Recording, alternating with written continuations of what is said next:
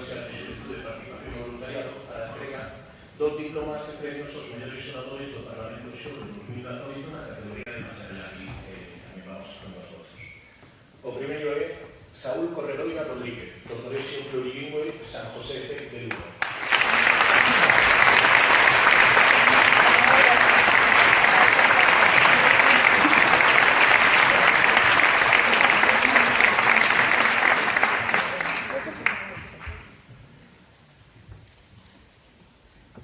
Silvias López Soto y ex Becerreal.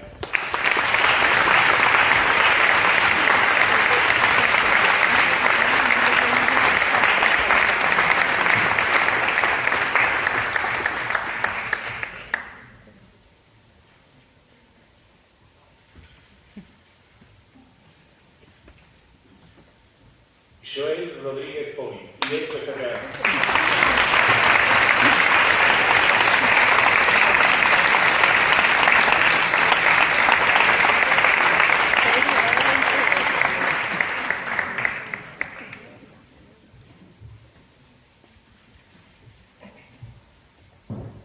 Elena Bengoa Fernández, Colegio La Salle de Santiago.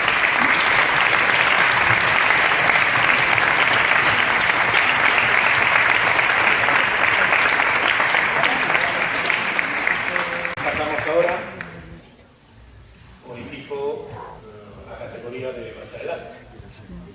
Anunciamos o equipo campeón do Parlamento Xove 2018 na categoría de bacharelato é o IES Becerreal.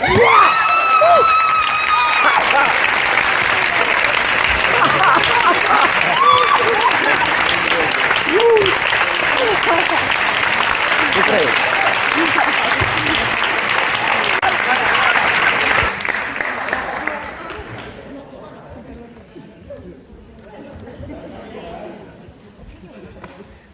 ¿El nombre del cole cuál es? IES Becerreal. IES Becerreal.